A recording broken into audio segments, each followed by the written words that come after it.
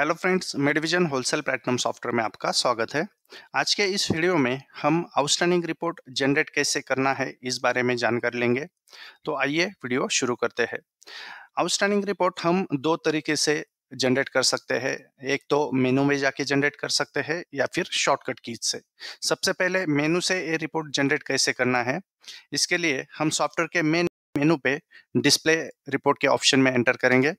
Display में आने के बाद अकाउंट रिपोर्ट्स में हमें एंटर करना है और उसके बाद आउटस्टैंडिंग रिपोर्ट जो है उसको हमें एंटर करना है। तो आउटस्टैंडिंग के जो भी रिपोर्ट्स है, पेएबल या फिर रिसीवेबल, वो रिपोर्ट हमें आउटस्टैंडिंग रिपोर्ट के मेनू के अंदर मिल जाएंगे। तो इसमें से आज हम रिसीवेबल स्टेटमेंट वाइज का जो रिपोर्ट है उसके बारे में जानकारी लेंगे। तो इस रिपोर्ट को हम एंटर करके इसे जनरेट कर सकते हैं। ये हम मेनू से ये रिपोर्ट जनरेट कैसे करना है, ये तरीका हमने देख लिया। अगर हमें शॉर्टकट कीज से ये रिपोर्ट जनरेट करना है तो कैसे करना है। सबसे पहले सॉफ्टवेयर के मेन मेनू पे हमें DAOT ये शॉर्टकट की हमें टाइप करनी है, जैसे कि DAOT स्टेटमेंट वाइज। तो ये रिपोर्ट यहाँ पे ओपन हो जाएगा। तो इस तरह से हम दोनों तरीके से ये रिपोर्ट जनरेट कर सकते हैं। इस आउटस्टैंडिंग रिपोर्ट के अंदर बहुत सारे आउटस्टैंडिंग रिपोर्ट्स है जो हम इस वीडियो के नेक्स्ट पार्ट में कवर करेंगे। तो इस वीडियो में हम रिसीवेबल स्टेटमेंट वाइज का रिपोर्ट डिस्कस करेंगे। इस रिपोर्ट में हम हमारे रिक्वायरमेंट के हिसाब से क्राइटेरिया सेट कर सकते हैं और हमारे रिक्वायरमेंट के हिसाब से हम वो रिपोर्ट जनरेट कर सकते हैं। इसे क्राइटेरिया सेट कैसे करना है इस बारे में हम जानेंगे। सबसे पहले इस रिपोर्ट में जो क्राइटेरिया हमने दिया है, इसमें जो नीचे सेटिंग्स है, include statement, include sale outstanding, include non sale outstanding. तो इस सेटिंग का मीनिंग क्या है और क्राइटेरिया सेट करने में इसका यूज हम कैसे कर सकते हैं, ये पहले देखेंगे।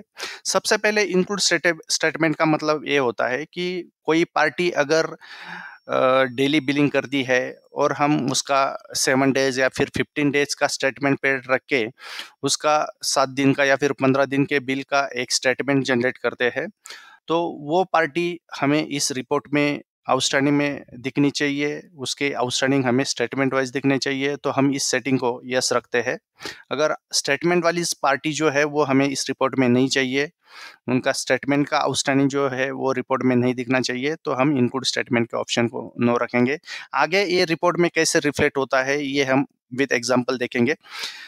दूसरा सेटिंग जो है वो इंक्लूड सेल आउटस्टैंडिंग, मतलब सेल बिल का जो भी आउटस्टैंडिंग है वो हमें इस रिपोर्ट जनरेट करते समय दिखना चाहिए या नहीं दिखना चाहिए। तो इसके लिए ये सेटिंग है। अगर हम इसे यस रखते हैं तो हमें नीचे और सेटिंग मिल जाती है कि इस रिपोर्ट में जो कैश बिल है जो हम पेंडिंग रखते हैं तो वो इस रिपोर्ट में दिखना चाहिए। तो हम इसे यस रख सकते हैं। अगर नहीं चाहिए तो नो रखेंगे। इंक्लूड कैश क्रेडिट सेल जो CC सेल होता है तो वो भी हमें इस रिपोर्ट में चाहिए या नहीं चाहिए, इसके लिए ये ऑप्शन दिया गया है। और इंक्लूड क्रेडिट बिल्स, अगर क्रेडिट बिल्स भी हमें इसमें चाहिए तो ये ऑप्शन हम यस रखेंगे, अगर नहीं चाहिए तो नो रखेंगे। तो इस तरह से ये ऑप्शंस यहाँ पे दिए गए हैं।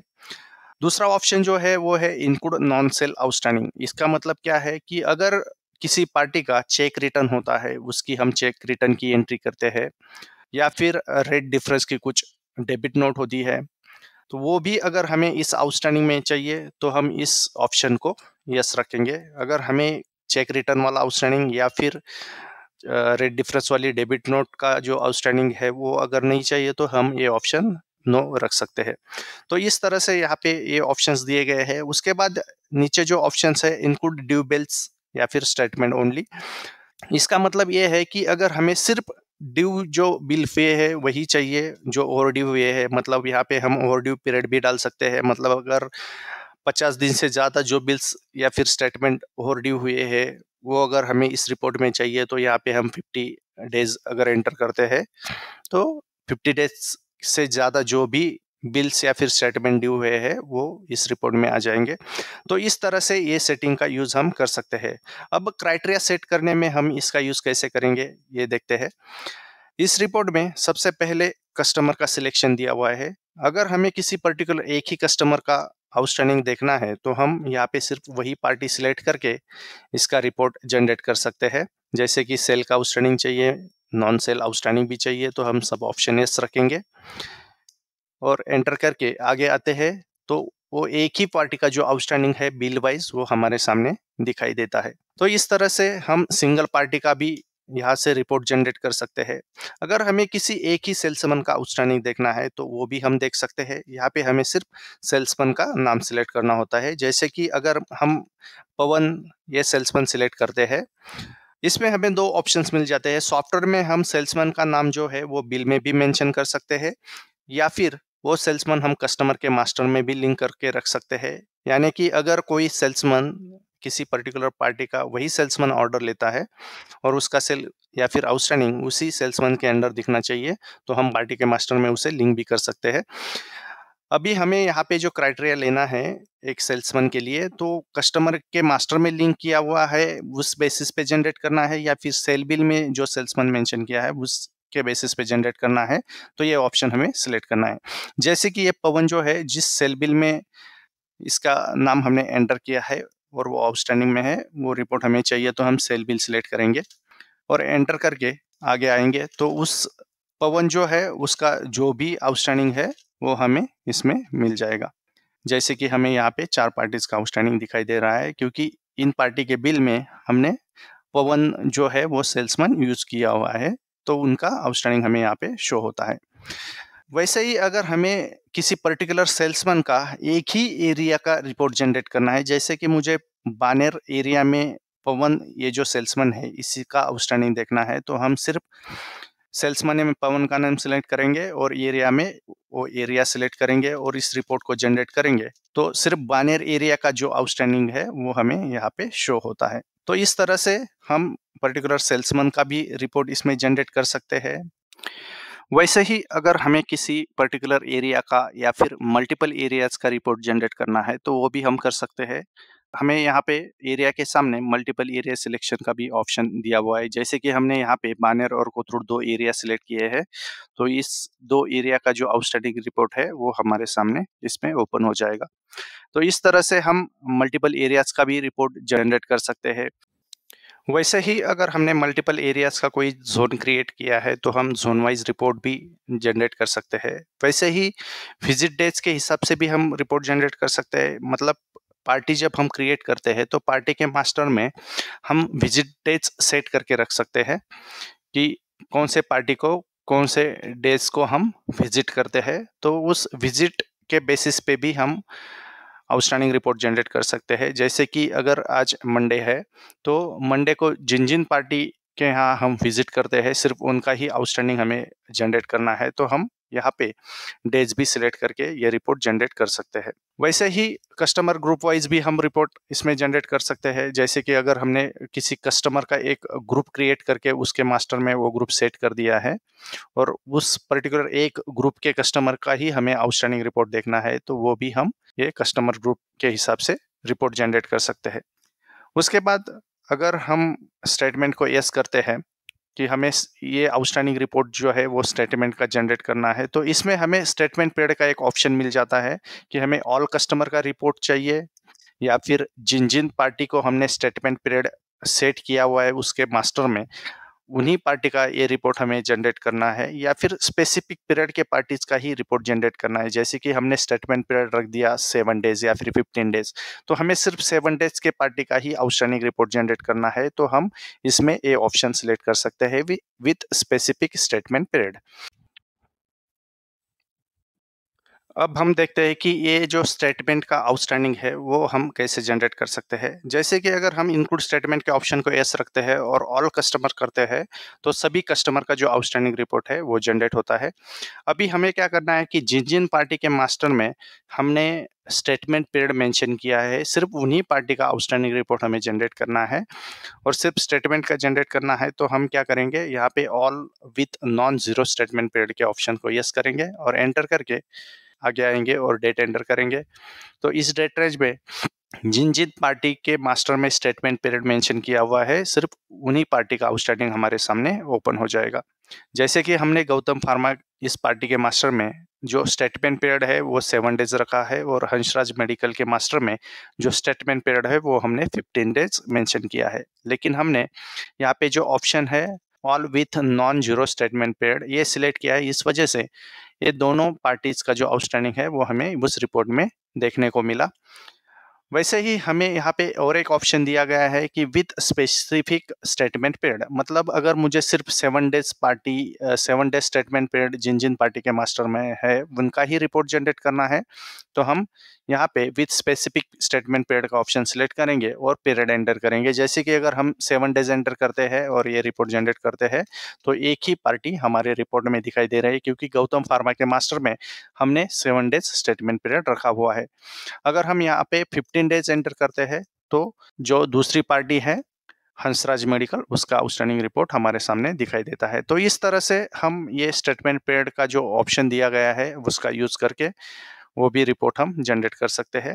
वैसे ही हमें नीचे और एक ऑप्शन है इनक्लूड सेल स्टेटमेंट। अगर हमें सभी कस्टमर का सिर्फ सेल बिल का ही आउटस्टैंडिंग जनरेट करना है तो हम सिर्फ इस ऑप्शन को यस करेंगे और एंटर करके आगे आएंगे, तो उस पार्टी का जो भी सेल बिल का आउटस्टैंडिंग है सिर्फ वही दिखाई देगा। जैसे कि ये आरबी मेडिकल जो है इसमें सिर्फ हमें सेल बिल का आउटस्टैंडिंग दिखाई दे रहा है।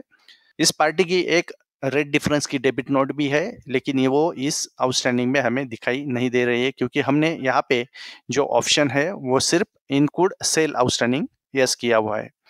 अगर हमें इनक्लूड नॉन सेल आउटस्टैंडिंग, मतलब जो रेड डिफरेंस की डेबिट नोट है या फिर चेक रिटर्न की जर्नल एंट्रीज है, उसका भी आउटस्टैंडिंग हमें इस रिपोर्ट में जनरेट करना है, तो ये जो ऑप्शन है वो हम यस करेंगे, इनक्लूड नॉन सेल आउटस्टैंडिंग।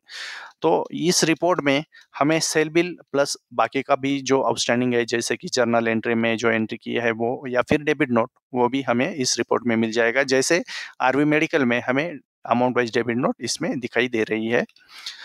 तो इस तरह से हम ये ऑप्शन का यूज करके कॉम्बिनेशन में रिपोर्ट जनरेट कर सकते हैं।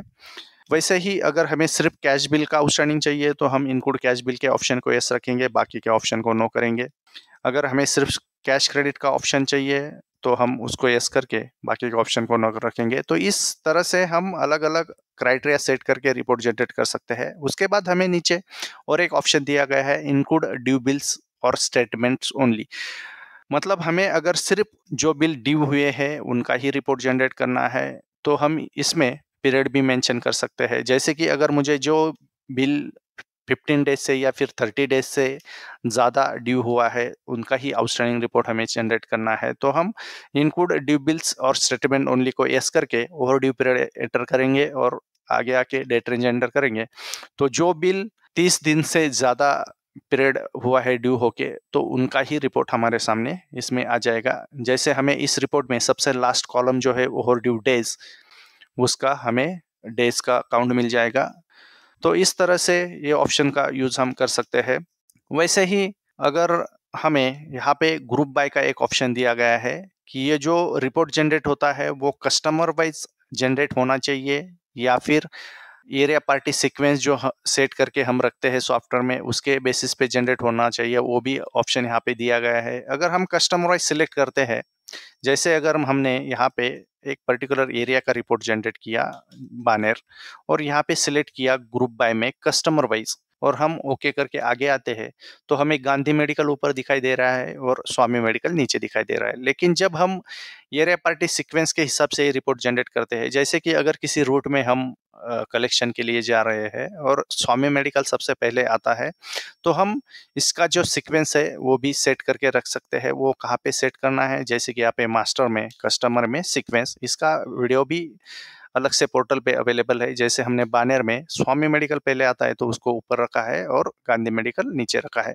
तो जब हम उसके बेसिस पे ये रिपोर्ट जनरेट करते हैं, जैसे हमने इसमें एरिया में बानेर सिलेक्ट किया और एंटर करके हमने यहाँ पे कस्टमर वाइज की जगह पे एरिया कस्टमर सीक्वेंस के बेसिस पे रिपोर्ट जनरेट किया, तो स्वामी मेडिकल जो है वो हमारे रिपोर्ट में सबसे ऊपर आया है। इसका मतलब पहले स्वामी मेडिकल का कलेक्शन होगा, उसके बाद गांधी मेडिकल का कलेक्शन होगा। तो इस तरह से हम जो ग्रुप बाय का ऑप्शन है इसका यूज कर सकते हैं। कस्टमर वाइज से ये alphabetically customer wise report generate होगा। अगर area customer sequence wise generate करते हैं तो उस रूट के हिसाब से जो हमने सीक्वेंस सेट करके रखी है उस हिसाब से ये रिपोर्ट जनरेट होगा। वैसे ही हमें इस रिपोर्ट में मंथ वाइज टोटल का भी एक ऑप्शन दिया गया है। अगर हम इसे यस करते हैं तो ये जो रिपोर्ट है मंथली जनरेट होगा, मतलब गांधी मेडिकल का जो अप्रैल का आउटस्टैंडिंग है वो हमें यहाँ पे शो होगा, उसके बाद मई महीने का शो होगा और टोटल आउटस्टैंडिंग। तो इस तरह से हम ये मंथली जो टोटल है वो भी इस रिपोर्ट से जनरेट कर सकते हैं। अगर किसी पर्टिकुलर कस्टमर का सिर्फ हमें क्रेडिट बिल जो आउटस्टैंडिंग में है वही देखने हैं, तो हम इंक्लूड कैश और कैश क्रेडिट को नो करके सिर्फ क्रेडिट बिल को यस करते हैं, तो सिर्फ उस पार्टी के जो क्रेडिट बिल्स हैं उसी का आउटस्टैंडिंग हमें इस रिपोर्ट में दिखाई देगा। अगर हमें पर्टिकुलर किसी सेल्समैन का ही क्रेडिट का रिपोर्ट देखना है, तो हम बाकी ऑप्शन जो है नो करके सिर्फ इंक्लूड क्रेडिट बिल को यस करके जनरेट करते हैं, तो उस सेल्समैन के जो क्रेडिट बिल्स है वही हमारे सामने ओपन हो जाएंगे। तो इस तरह से हम अलग-अलग कॉम्बिनेशन का यूज़ करके हमारे रिक्वायरमेंट के हिसाब से ये आउटस्टैंडिंग रिपोर्ट जनरेट कर सकते हैं। तो आज के इस वीडियो में हमने आउटस्टैंडिंग रिपोर्ट कैसे जनरेट करना है इस बारे में जानकारी ली। धन्यवाद।